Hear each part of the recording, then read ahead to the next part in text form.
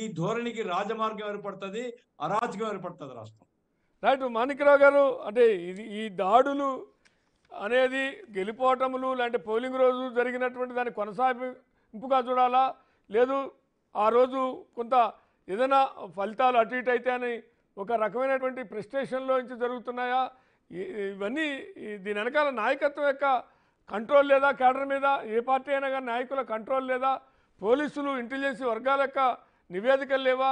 సమస్యాత్మక ప్రాంతాలు ముందే గుర్తిస్తారు, ఎందుకంటే ఎక్కడ ఫ్రాక్షన్ ఉంటుంది అనేటువంటిది. సరే, ఇందాక గఫూర్ గారు కానీ రామకృష్ణ గారు కానీ చెప్పారు, తిరుపతి లాంటి చోట్ల ఎప్పుడు లేదు కాబట్టి వాళ్ళు పోలీసులు గుర్తించలేదా? గుర్తించని చోట కూడా కొత్తగా ఆ ప్రాంతానికి కూడా ఎగబాకిన హింసాత్మక సంఘటనలు, ఆ కొత్త ప్రాంతానికి ఒక రకంగా తిరుపతి అనేటువంటిది దైవ సన్నిధి లాంటి ప్రాంతాల్లో కూడా ఈ రకమైనటువంటి ఘటనలు జరగటాన్ని దేనికి సింబాలిక్గా ఉంది అంటే, పాలనకు సంబంధించిన సింబాలికా, ప్రభుత్వ వైఫల్యమా, పోలీసు వైఫల్యమా, ఎన్నికల కమిషన్ యొక్క వైఫల్యమా, ఎట్లా చూడాలి?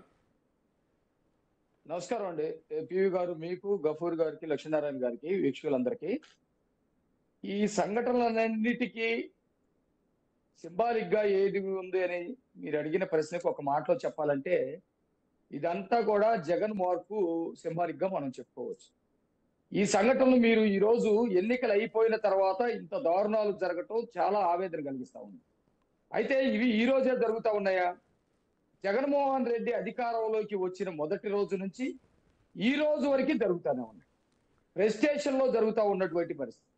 మరి 5 సంవత్సరాల నుంచి ఎందుకు జరుగుతూ ఉన్నాయంటే, జగన్ ఒక మార్క్ వేసుకొని ఇవన్నీ కూడా చేయడానికి ప్రయత్నం చేస్తా ఉన్నట్టుగా మనకు కనపడతా ఉంది.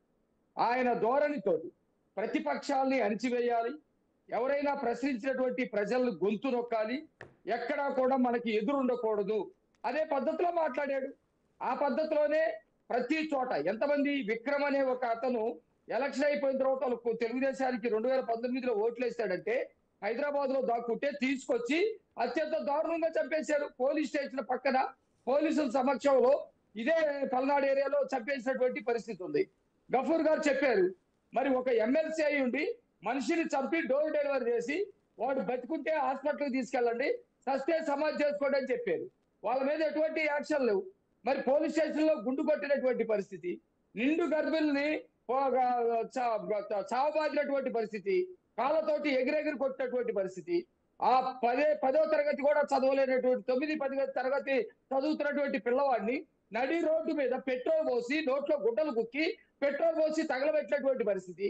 ఈ రోజు కొత్తగా ఏముంది ఆంధ్రప్రదేశ్ లో? ఈ రోజు ఎన్నికల తర్వాత ప్రెసిడెన్సీ లో జరుగుతుంది అనుకోవడానికి, ఇది జగన్ మార్కు బ్రాండ్ అనడానికి కొన్ని వందల ఉదాహరణలు చెప్పొచ్చు. కేవలం ఒక్కొక్క వర్గం మీద టీడీపీ వాళ్ళు కూడా దాడులు చేశారని వార్తలు వస్తున్నాయి. అవి ఎట్లా అర్థం చేసుకోవాలని మీరు అన్నట్టు వాళ్ళు దాడులు ఎక్కడ టీడీపీ వాళ్ళు ఎక్కడా దాడులు చేసినటువంటి పరిస్థితి లేదు. ఒకవేళ చేస్తే ప్రతిఘటించడమో ఆత్మరక్షణలో ఉండి, నిన్న మీరు శివకుమార్ వచ్చేసి ఒక చెల్లు మరి కొట్టాడు ఓటర్ని, అతను వెంటనే అతను కూడా చెల్లమనిపించాడు. ఎవరికి? శివకుమార్ ఎమ్మెల్యే తెరాలి అతనికి. అతను దాడి చేసినట్ట, అతను ప్రతిఘటించినట్ట, ఏం జరిగినట్టు? అలాంటి సంఘటనలు ఎక్కడైనా జగన్మోహన్ రెడ్డికి సంబంధించినటువంటి రౌడీలు, వైసీపీకి సంబంధించినటువంటి రౌడీలు ఎక్కడైనా కొడతంటే ఎదురు నిలబడతామో ప్రతిఘటించడమో సంఘటనలు జరిగినాయి తప్ప, ఈ 5 సంవత్సరాల్లో మీకు కొన్ని వేల కేసులు చెప్పొచ్చండి. 1 కాదు 2 కాదు. అనంతపురం నుంచి మొదలు పెట్టుకుంటే శ్రీకాకుళం వరకు కొన్ని వేల సంఘటనలు ప్రతిరోజు జరుగుతూనే ఉన్నాయి. ఎప్పుడు కూడా ఆపినటువంటి పరిస్థితి ఉందా? చంద్రయ్య అతన్ని మన మాచేర్లలో చంద్రయ్య అతన్ని తెల్లవారుజాన 5-6 గంటలప్పుడు అందరు కలిసి వాళ్ళ పనుల కోసం తిరుగుతూ ఉండేటువంటి సమయంలో నడి రోడ్డు మీద పెట్టేసి కాళ్ళు మీద ఇద్దరు, చేతుల మీద ఇద్దరు నిలబెట్టి కత్తి తీసుకొని గొంతు కోసినటువంటి పరిస్థితి. మేము ఎప్పుడో చిన్నప్పుడు లక్ష్మీనారాయణ గారు లాంటి వాళ్ళు కూడా ఇక్కడ చిన్నప్పుడు ఇనుండొచ్చు. బీహార్ అనేది ఒక దుర్మార్గంగా ఉండిద్దట, హింసాత్మకమైనటువంటి సంఘటనలు జరుగుతాయంట, రోడ్ల మీద ఎవడు తిరగటానికి వీలు ఉండదంట, దారిని దోపిడిదారులు ఉండేవాళ్ళంట అని చెప్పేసి బీహార్ గురించి మాట్లాడుకునేవాళ్ళు. ఈరోజు ఆంధ్రప్రదేశ్ లో అలాంటి పరిస్థితి. ఒక అభ్యర్థి మీద ఎలాంటి నాని మీద అతని మీద ఎలాంటి దాడి జరిగిందో చూశారు కదా మీరు. ఇది రాష్ట్ర అభివృద్ధికి ఎవరు చేసినా, ఏ రాజకీయ పార్టీ చేసినా, మాణిక్యరావు గారు, ఇది రాజకీయ అభివృద్ధి మీద నెగిటివ్ ఇంపాక్ట్ ఉంటుందా, ఉండదా? ఈ రకమైనటువంటి ప్రభావం వల్ల రేపు భవిష్యత్తులో అభివృద్ధికి ఆటంకంగా ఈ సంఘటనలు ఉండవా? ఖచ్చితంగా ఉంటాయి. ఈ 5 సంవత్సరాల నుంచి మీరు చూశారు, జగన్మోహన్ రెడ్డి మీటింగ్ పెట్టి ఈ హాల్లో ఇదే లాస్ట్ మీటింగ్, ఈ ప్రజావేదిక అనేది ఉండటానికి వీల్లేదు, కూల్చివేస్తున్నాను అన్నాడు. అది అభివృద్ధికి ఆటంకం కాదా?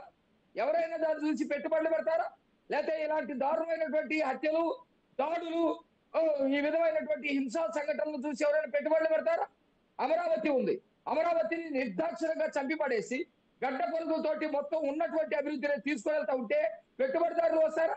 రాజధాని ఇందాక లక్ష్మీనారాయణ గారు చెప్పారు, రాజధాని అనేది ఒక కేంద్ర బిందువుగా ఉంటుంది, అనేకమైనటువంటి కంపెనీలు, ఫ్యాక్టరీలు అక్కడికి వస్తాయి, అనేక మంది నిరుద్యోగిత అక్కడికి వచ్చి చదువుకుంటారు, యువతకి ఉద్యోగత దొరికింది. అలాంటి దాన్ని ధ్వంసం చేశారు కదా. 2019లో ఇదే జగన్మోహన్ రెడ్డి అమరావతిలో నేను ఇల్లు కట్టుకుంటున్నాను, అమరావతికి నేను కట్టుబడి ఉన్నాను, అమరావతిని చంద్రబాబు నాయుడు గారు 3 ఏళ్లలో ఏమీ కట్టలేకపోయాడు, కొంత నిర్మాణం జరిగిన తర్వాత కూడా కట్టలేకపోయాడు. ఇంతకంటే దేశంగా ఒక్క మాట అండి, దేశం గర్వించదగ్గటువంటి రాజధాని నేను కడతానని ఆ రోజు జగన్మోహన్ రెడ్డి అన్న తర్వాత, ఇల్లు కట్టుకున్న తర్వాత ఈ కట్టాడా? ఉంచాడా?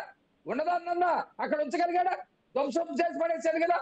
అంటే ఈ రోజు జగన్మోహన్ రెడ్డి నేను ఇల్లు ఇక్కడ వైజాగ్ లో కట్టుకుంటాను, లేకపోతే ప్రమాణ స్వీకారం ఇక్కడ చేస్తాను అనగానే అభివృద్ధి అయిపోతుందా? ఈ మార్పు దాదాపు 5 సంవత్సరాల నుంచి ఇలాంటి హింసాత్మకమైనటువంటి మార్పు లేకపోతే బ్రాండ్ ఇలాంటివన్నీ కూడా జగన్మోహన్ రెడ్డి తీసుకొచ్చాడు. చంద్రబాబు నాయుడు గారు రేపొద్దున కూటమి అధికారంలోకి వచ్చిన తర్వాత ఇలాంటి వాటన్నిటిని కూడా సమూలంగా ఉక్కు పాదంతోటి ఆపివేయాల్సినటువంటి బాధ్యత మా ప్రభుత్వం మీద ఉంటుంది. మేము అది చేస్తాం. రైట్,